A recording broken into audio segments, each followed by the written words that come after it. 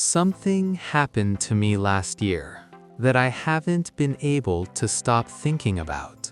I met a man who gave up everything. Not because he failed. Not because he was forced to.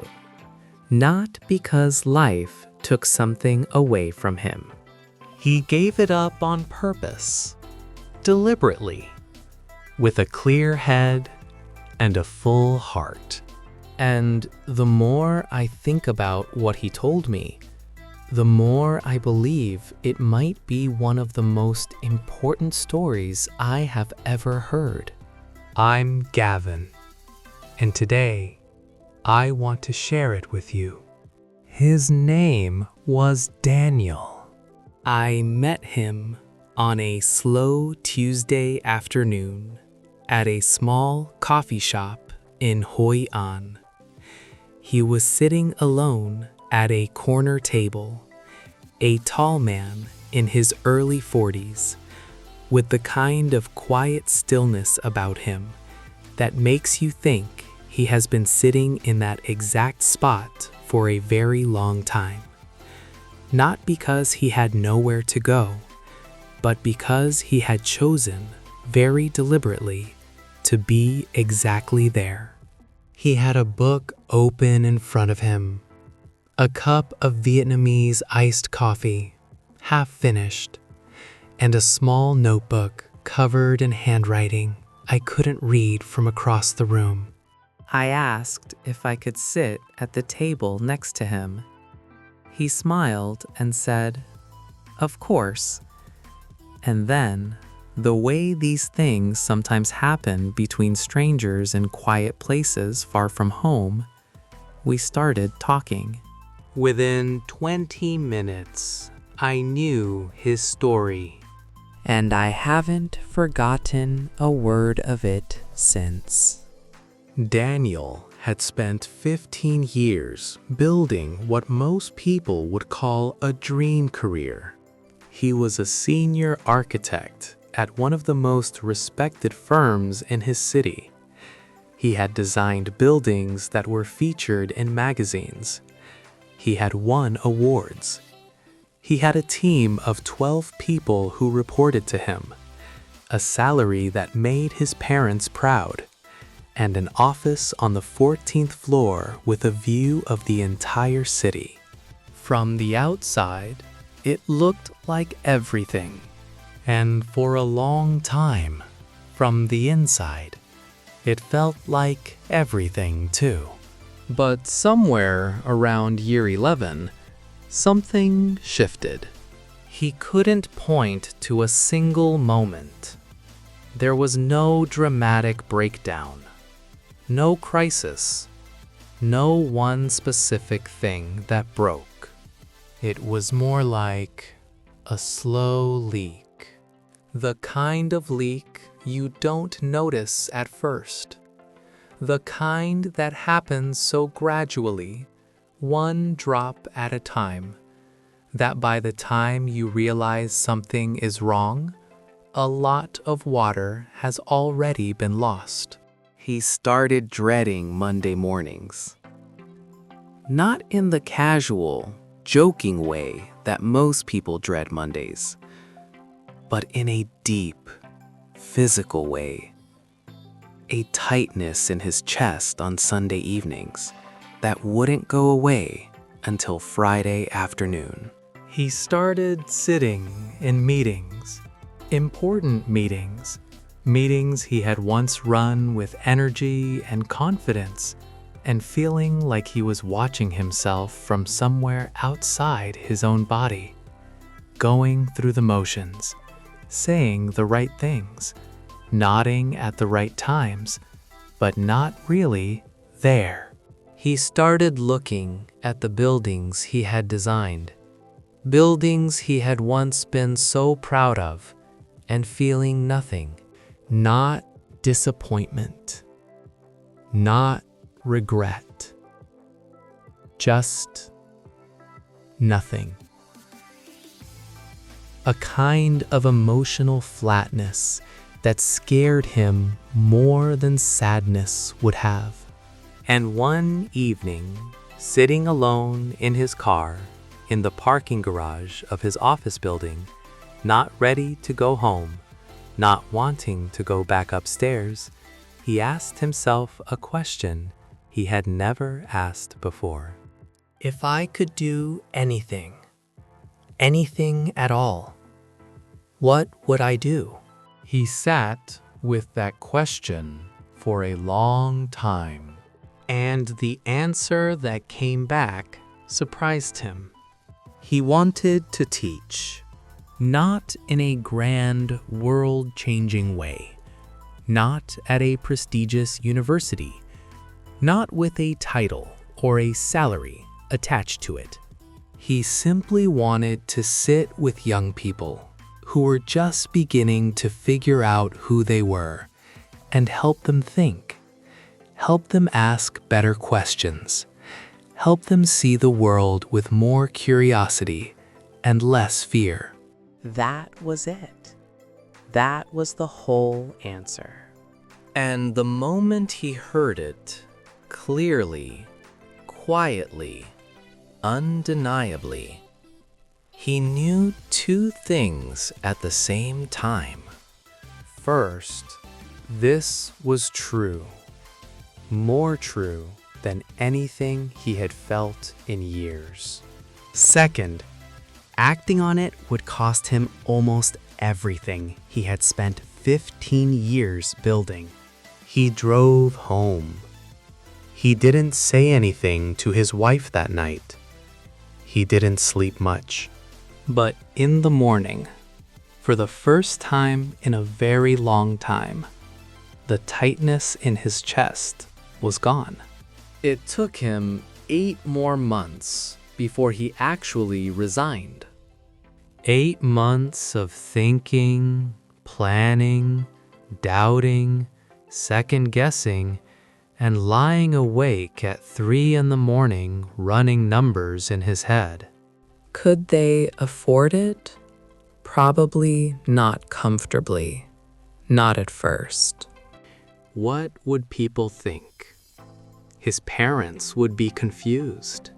His colleagues would think he had lost his mind. His friends would ask the question people always ask when someone does something unexpected. But why? You had everything. Would he regret it? He didn't know. That was the honest answer. He genuinely didn't know. But here is what he told me. And this is the part I keep coming back to. He said, I realized that I was more afraid of staying than I was of leaving. That again.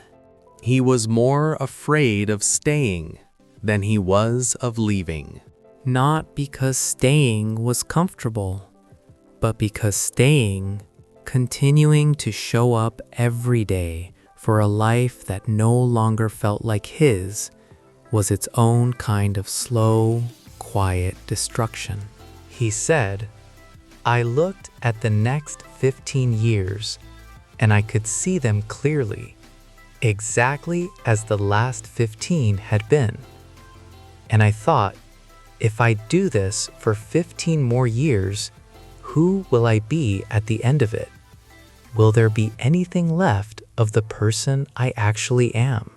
That question, who will I be at the end of it, was what finally moved him. He resigned on a Wednesday morning, quietly, professionally, without drama. His boss was surprised. His team was shocked. A few colleagues sent messages saying they admired him. A few others said nothing at all. He and his wife sold their large apartment and moved into something smaller. They cut expenses. They simplified. They had difficult conversations about money and fear and the future that they had been avoiding for years. He took a job teaching design at a small community college. The salary was less than a third of what he had been earning. And I asked him, sitting there in that coffee shop in Hoi An with his iced coffee and his notebook, "How does it feel now?" He looked at me for a moment before answering. And then he said, "I feel like I got my life back." Not because everything is easier. It isn't. Not because the money isn't tight sometimes. It is. Not because he never misses the old life. He does, sometimes. The clarity of a big project. The satisfaction of leading a team. The view from the 14th floor. But, he said, "I wake up on Monday mornings now, and I actually want to go. I sit with my students, and I feel genuinely alive. I come home, and I am present, not performing being present, actually present." He smiled when he said that last part, and I understood exactly what he meant. I want to be careful here, because I am not telling you this story to say, quit your job, follow your passion, burn everything down, and start over.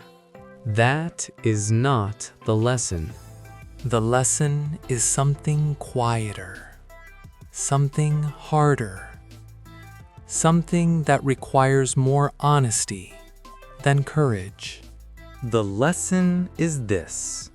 At some point in your life, maybe now, maybe later, you will have to ask yourself the question Daniel asked in that parking garage. If I could do anything, what would I do? And the answer might be something small. Something that doesn't require you to quit anything, or give up anything, or make any dramatic change at all. Or it might be something that costs you a great deal. But either way, the question is worth asking, and the answer is worth listening to. Not because following it is always possible. Not because the practical realities of life, money, family, responsibility, don't matter. They do. They always will. But because knowing what you actually want, clearly, honestly, without the noise of expectation and approval and fear, is the beginning of living deliberately. And living deliberately, choosing your life, rather than simply falling into it, is one of the most radical, most difficult, most human things you can do.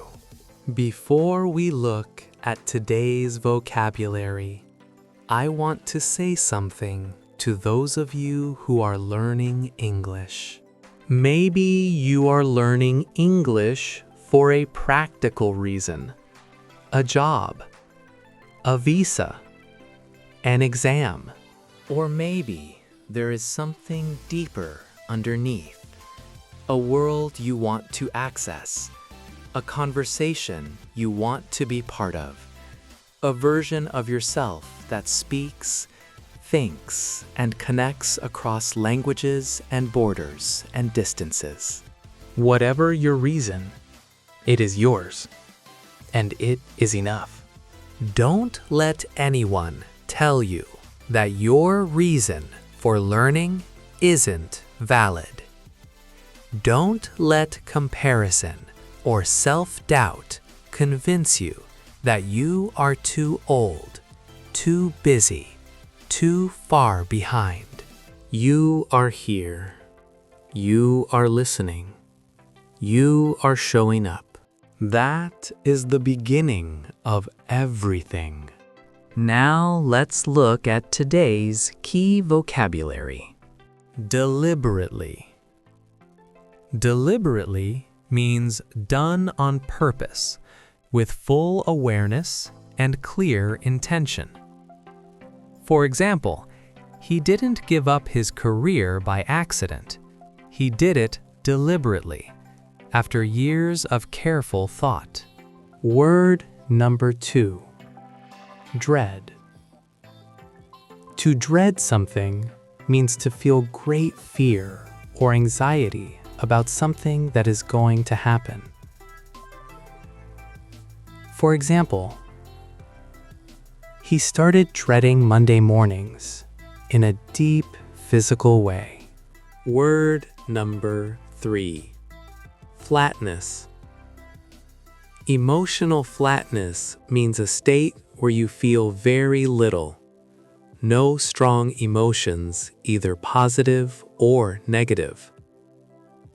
For example, looking at his buildings, he felt not sadness, but a kind of flatness that scared him more. Word number 4. Resign.